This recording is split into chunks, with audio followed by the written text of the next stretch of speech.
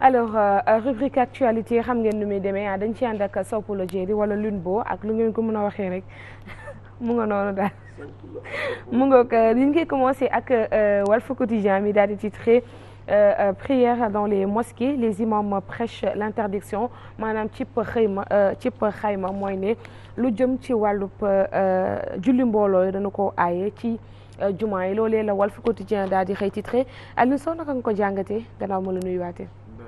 di encore di la sant di la gërëm du coup damay jékki-jékki mel ni lu xaw a kii. absenté. waaw et puis damay jékki-jékki am coup de barre. ah waaw. maaru kii nag ba ma mbëkk moo la xuri. waaw te moo ne bi may door da nga ne woon. waaw dama mel ni loolu jàpp mais xam nga je sais pas. waaw peut-être loolu la ak yooyu wala peut-être xaw ma je sais pas. je dois être bizarre quoi. nekkoo fi tey moom nekkoo fi. mais bi sànq xawoon naa jàpp forme ni tuuti. waaw mais xëy na bu actualité bi commencé di nga nekk peut-être si ça se trouve mais bon nee nañu tere nañu gars yi ñu kii. tere nañu gars yi ñu daje ci jumaa yi yenn mbooloo yi ak yooyu même du jumaa kese même boîte de nuit yi et cetera. non léegi moom kenn waxatu ko. les restaurants waaw dama gis préfet bi daf ci jël ay décisions. donc tout le monde en parle waaye aussi ci tere yooyu ñu tere jumaa yi am na ñoo xam ne dégg nga maam nee nañu bombaay du ci dal comme l'imam de la grande mosquée donc de ki sant Diagne xaw ma Ndoye je sais plus imam grande mosquée bu Ndakaaru moom nee na loolu du ci dal. et puis dégg naa aussi imam Oustaz Iran Ndao aussi dire la même chose nee nañu ñoom loolu duñ ko parce que loolu farata la te il est question que ñuy nangu ñuy def loolu parce que loolu dafa doon une obligation et que c'est d'une évidence que il faut que ñoom ñu dem di julli ji dajaloo ci jumaa yi et cetera. que amul benn li ñu wax ni ñoom duñ ko respecter. voilà c'est tout. loolu noonu dama bëgg a poser question Mbaye Babacar. peut-être dina si xam ndax moom mi nga xam ne peut-être ni muy toppee aada ak cosaan noonu lay toppee diine. très souvent dañuy wax ni que Yonent bi sallallahu alayhi wa sallam moo ko digale woon ne bu fekkente ne pandémie am na. muy mbas bu mu mënta doon.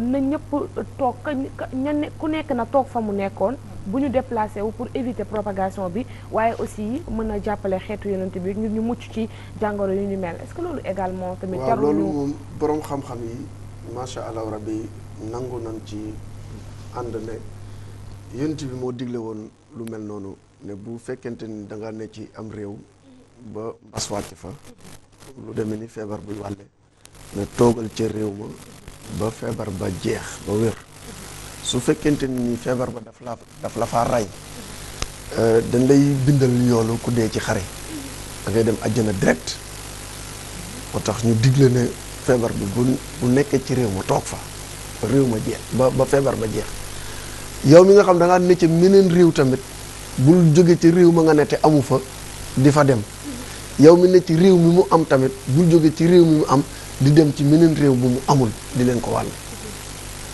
li tax ñu digle boobu dégg nga pay gin ci gàll moo di ne soo nekkee ci réew ma wala mu fekk si la ci réew ma bu dee mbas la daal moo xam ne suñ borom moo ko wàccee ku ca dee dañ lay bindal yoolu ku dee ci xare loolu dégg naa ko ci borom xam-xam yi. je pense que loolu Arabie Saoudite la plutôt compris ndax avant sax propagation bi di gën a law ba ñu koy def pandémie ñoom déjà tëjoon nañu kaaba gi ba tawaf ki arrêté nañu ko donc je me dis que yeneen dëkk yi aussi pour ñu aussi wàññi rassemblement yi rawatina julli bi warta mën a nekk problème ba ñu koy waxtaanee. waaw xam nga mbir moom su amee. mbir moom su amee dajaloo rek la de rassemblement rek la mbir moom su amee. xam-xam yi day dal di bari. waaw non man moom sama xam-xamu sénégalais la laa joxe rek. quand il y a une différence par exemple quand on prend l'exemple de l'Iran il y a 3 semaines 2 ou 3 semaines lañ interdire loolu lañ interdire julli si jumaa parce que feer bi am na fu mu egg foofu bi le chef de l'État jëlee les mesures là c'était le samedi si je ne m'abuse on a eu Oustaz Assane si plateau fii parce que j'étais là avec Moustapha on lui a posé la question il nous dit que bu fekkee ni médecins yi nee nañ bu ñu julli jee jumaa waalante ko fa feebar bi law ku julli ji def nga bàkkaar les médecins dégguma ñu tuddagum si lu jëm si wàllu moo tax ma naan la may wax nuance boobu pour l'instant dégg guma fu ñu tuddee rassemblement boobu peut-être rassemblement là on peut être d'accord. moo tax à ce niveau-là c'est la question que je me pose est-ce que waruñ préciser que ni rassemblement yi lii parce que loolu mooy problème bi xam nga c'est ça. su amee interdit Assane wala mieux vaut prévenir avant loolu de am. moo tax ma ne ñu préciser en ce moment-là. préciser ñu war a est-ce dem que waruñ préciser. parce que quand ces imams là disent que duñ ci def ok base bi ñu ko teg bu leen neexee parce que li ñu woowee mufti yi ci jamono ji mooy médecins yi ci lii nga xam ne moom moo xew waxaguñ franchement ci li nga xam ne moom mooy mosquée yi yaakaar naa ni ñu ko defee en Iran ci li ma jàpp mooy gënuñ leen jullite.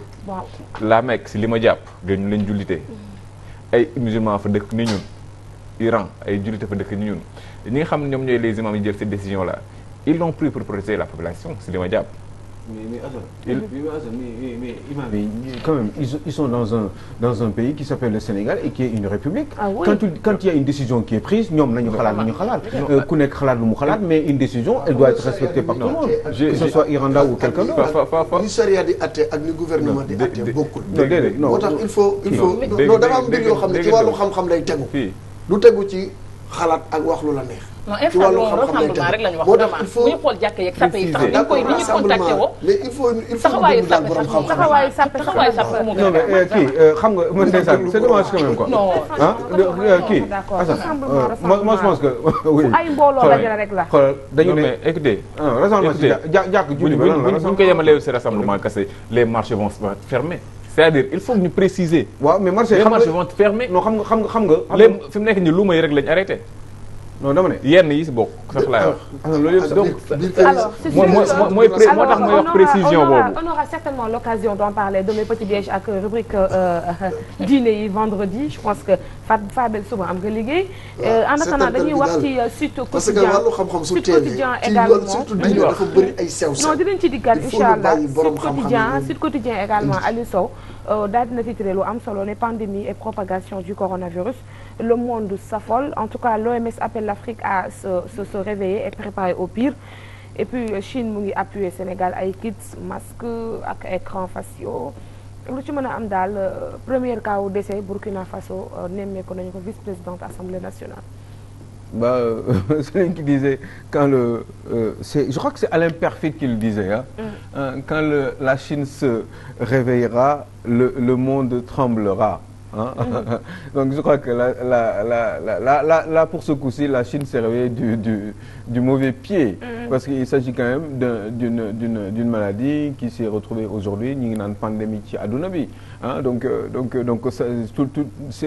ça sème la panique tout le monde ñëpp dañu ragal kenn ñemeetul et puis les gens ne sont plus bien tout le monde se méfie on commence même à se méfier entre nous da nga dégg OMS tamit du bàyyi dañu tiital mais waaw mais c'est que li mu wax tamit dëgg la et surtout li mu wax mais oui mais loolu je crois que la semaine dernière wax naa ko ci petit déj parce que dama ko wax ton bu ironique mais parce que finalement c'est une question bon OMS en parlait mais ñun wax nañ ko fii ci petit déj fii voilà kii lii man li ma dégg nii Grand Yoff bés bu avéré woo c'est même pas la peine ku dëkk Grand Yoff boo ko amee c'est sûr que ñeneen ñi am nañ ko oui non dama lay wax rek pour mu leer logique la quoi ku dëkk Grand Yoff parce que boo xoolee ni ñuy dundee mais c'est évident mais parce que kooku ko am tëjuwul si néegam nekkul ci kaso dem na ci boutique bi dem na ci dëkkandoo bi dem na marché dem na ceci dem na ça nuyu na ay nit waxaan nag ak ay nit jege na ay nit 1 mètre am na forcément entre moom ak ñeneen ñi nit donc le risque est là c'est une évidence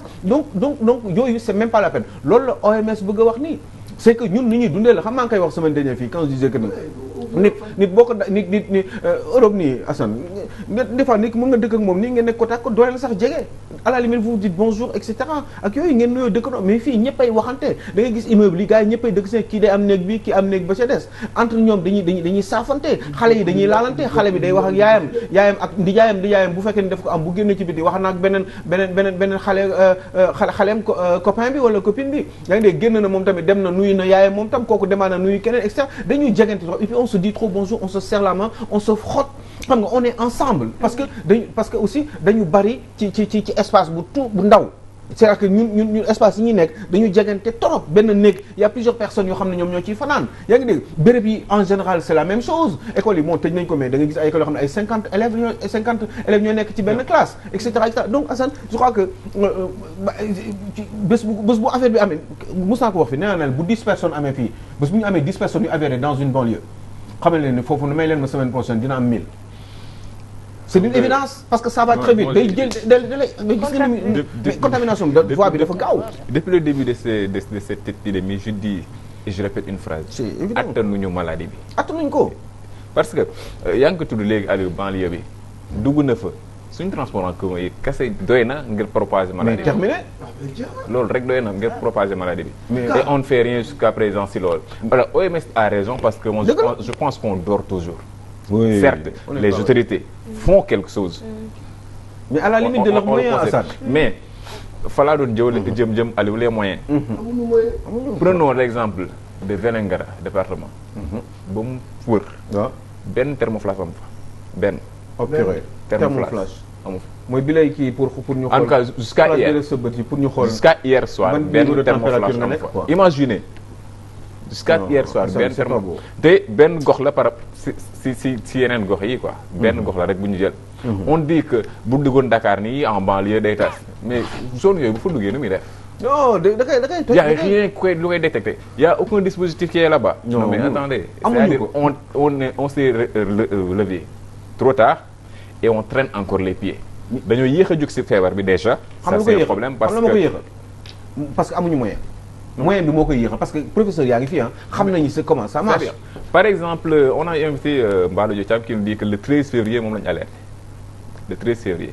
ñoom moom lañu lancé alerte. la maladie est entrée au Sénégal en tout cas a été détectée au Sénégal le 3. le 3 lañ ñu ko jox le 13 février ba le 3 mars le gouvernement qu'est-ce qu'il a fait ban mesure la jël on n'en connaît pas. xamuñ ci dara c'est-à-dire loolu mooy wax fi may waxee rapidité d'exécution fi may waxee yéex bi yéex boobu fekk si nañu dëgg la c'est vrai bi mu ko yéegee jël nañ on a pris des mesures salutaires ñëpp di tàccu si li nga xam ne moom mooy mesures yi nga xam ne jël nañ ko mais jël nañ ay mesures mais après accompagnement bi yemul Dakar yemul Touba parce que Touba ak Dakar mooy fi ñu xam ne jàpp nañ gis nañ fa ni am na fa ak peut-être Nianing à Mbour mais alors les autres zones nañ fa déployer le dispositif qu'il faut. pour bañ loolu li xew ci béréb yooyu bañ fa xew. te li gën a doy waar moom mooy le Sénégalais aussi quoi le Sénégalais parce que fi mu nekk nii commencé nañ def spéculation sur les prix les gels qui coûtaient 805 750 ñu ngi 1500 2000 le thermoflash 30 000 la doon jar en ce moment là 80 000 lay jar c'est-à-dire Sénégalais yi tamit ñoo war xoolaat seen bopp quoi. lu ñëw non mais c'est-à-dire lu ñëw ñu profite aussi. mais xam nga Assane y a une autorité aussi dans ce pays ñoom ñoo war a gérer loolu yëpp quand même. mën nañu ko vérifier loolu. xam nga y a une responsabilité collective y a une responsabilité personnelle Aliou. y a des choses yoo xamante ne yow yaa koy defal sa bopp yow yaa ko moomal sa bopp les mesures là ngir am nga lu muy jël mais am na yoo xam ne yow yaa koy doxal sa bopp mën nañu la fekk sa biir kër ne la par force da ngay def nangam nangam nangam. non am na yoo xam ne bu ñu koy def bu ñu jëlee benn mbir bu jar 30 000 francs ñu jaay ko 80 000 francs état bi mën na intervenir. ne leen ku ko def ñu sanctionné la et cetera état bi marqué sa présence de partout nekk fu nekk wax ak nit ñi ba pare di sanctionner. di surveiller de très près thermoflash yooyu 20 personnes benn moodu bi sur les 36 cas là 20 personnes.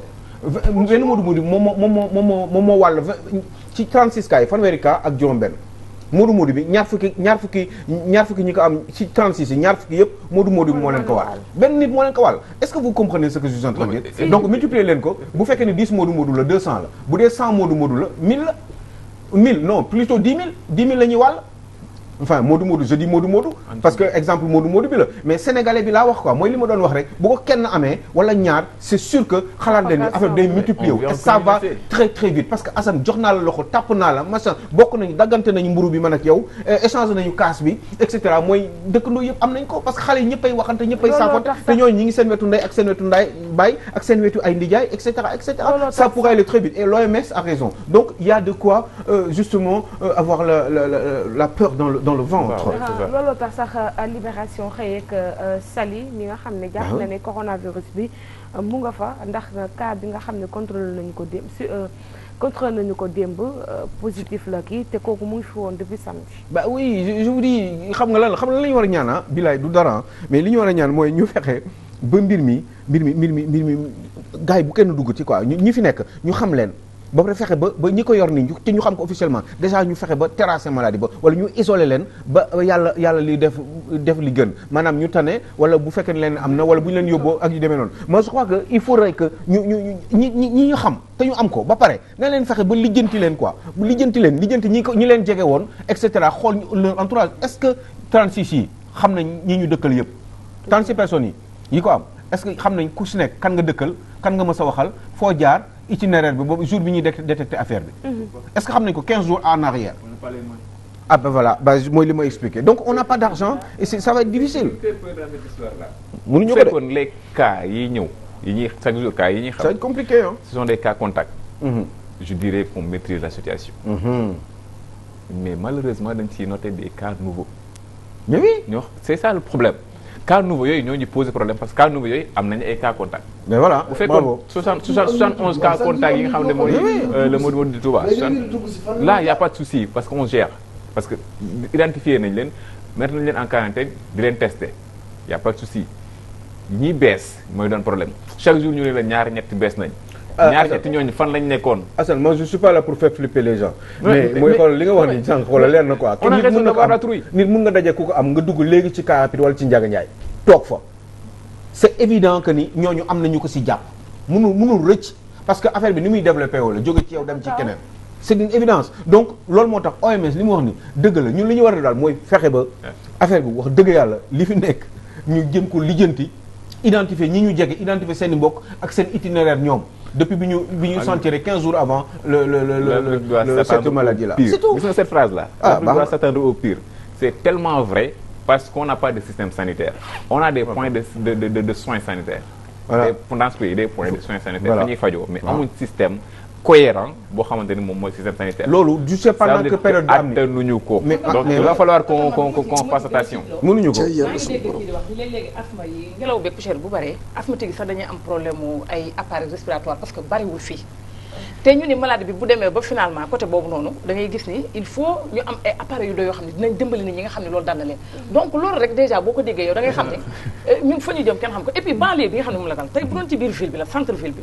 am na ñoo xam ne xëy na peut-être mën nañoo dëkk seen appartement affaire bi mën na leen a dal ñu ko li mais lu mel ni dama la dalee ci biir banlieue bi xëy na peut-être kooku mën naa am xëy na peut-être comme suspect la xëy na peut-être nekkul yàlla bu muy moom donc soj bi bari na fa grippe bi bari na fa ku saqat ñu la da nga soj poussière bee la jàpp ba mu wàll ko nag mu gën a law ci côté boobu mais en tout cas ak ni ñu ci mën a demee rek mooy nañ ko localiser xool fu mu jóge ak fu mu duggante leer naa ne bu dee ca banlieue ba la ba muy dugg Grand Yoff boo demee transport en commun a jël fa mu jóge nag moo jar a xool ak kër ga mu jóge mais buntu kër yi loke yi ngay téye nii poignée yi xale yi day wéeru ci miir yi mais lépp xale dañuy fo lu nekk la ñuy laal da ngay jënd da ngay dem ci boutique ñu jaay la benn meew nga téye ko ki la ko jaay kan la xale boobu fa mu jógee moom xale boobu est-ce que ndiyaayam benn ndiyaayam amu ko ñëw na ko jox na ko borom boutique bi borom boutique bi ñaata nit lay nuyu ci biir boutique bi.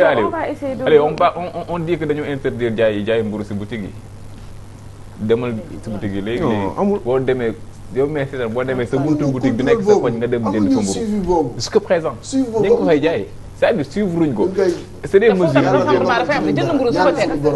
dans les boutiques ñi ngi fay jaay mburu bi ba léegi c'est-à-dire que il faut des mesures de confinement il faut ñu confiner il faut xoolal te bu ñu xaar Assane ba semaine prochaine wala dans 2 mois wala dans 1 mois je sais pas dans 3 semaines ñu doog a commencer di wax ay confinement léegi ngeen koy def bu leen xaar mu am 1000 s'il vous plaît Abdoulaye Diouf Sarr président de la République nañ si bàyyi xel nañ ko xoolal nañ ko def léegi bu leen xaar ñi koy wax fii nag non Assane nañu wut ay solution génn Europe nii en France ak yooyu dans certains pays comme l'Italie mënoo fi génn n'importe comment wala nga génn sans aucune autorisation wala boo xee amuloo ay récépissé autorisation de sortie wala yi demee noonu tu ne peux pas le faire donc fii nii nañu commencé ku génn on ne sort plus inutilement nañu toog suñu kër virus bi confinement lay bañ à un moment donné dootul day dee automatiquement yaa ngi dégg il faut mu jóge ci yow dugg ci jóge ci man ñëw ci yow moment boobu muy ñëw ci yow temps délai boobu noonu bu fekkee ni ci man kese la des bu boobaa ma dee ak virus bi wala ma tane mais même bu ma tane virus bi day dee parce que dafa am temps de vie durée de vie donc yooyu yëpp dañu ci war a bàyyi xel di ko wax gars yi ba pare ñu comme li nga wax noonu kit yooyu ngay wax pour ñu jënd ko affaire bo thermoflash boobu gars yi bàyyi leen ci xel quoi bu leen xaar après génne leen xaalis bi ngeen dugal ko feneen lépp leen xaalis j'en sais rien génne leen fonds politique ngeen jël xaalis bi dugal ko ci béréb yooyu anticiper n'attendez pas que ça soit trop tard parce que ni ñu dëkkoo la mënuñu si dara kenn mënu ko lijjanti léegi pandémie bi bu duroon 2 ans duñ ko mën a lijjanti parce que amuñu xaalis bi parce que amuñu le matériel médical nécessaire amuñu plateau bi pour lijjanti yooyu yëpp amaduñu jàmm parce que tollooguñu foofu ñi leen di ko lijjanti sax xool nga fu ñu toll ñoom xool les Européens ce qu'ils vivent en ce moment ak seen niveau plateau médical ni mu relevé alors que ñun ñi loolu bu ñu dalee ñun mooy yàqu nañu parce que ñun on a tout pour que mbir mi rey ñu amuñu xaalis amuñu matériel dañu pauvre on vit ensemble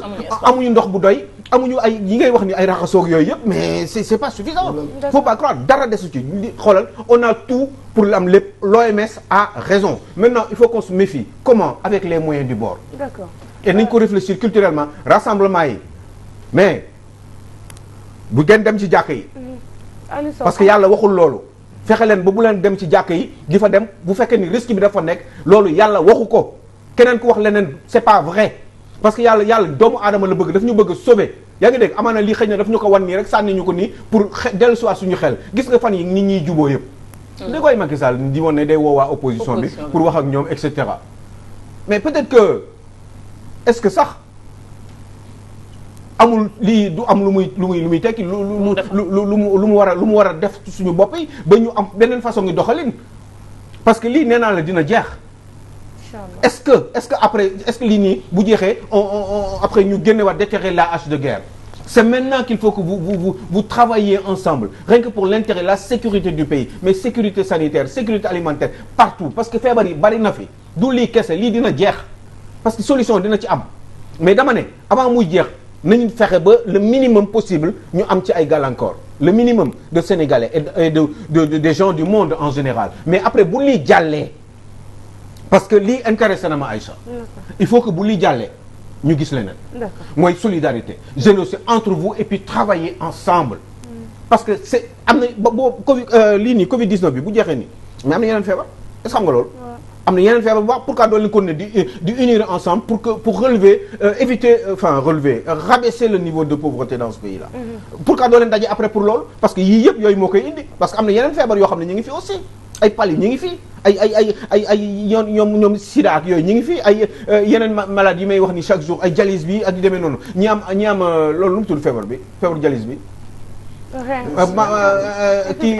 insuffisance rénale et cetera cancer beeg yu demee noonu yooyu boo leen pare da ngeen koy bàyyi après pare ngeen ci après non je suis pas d'accord il faudrait que vous continuiez à avoir le même état d'esprit rien que pour l'intérêt commun l'intérêt de ce pays là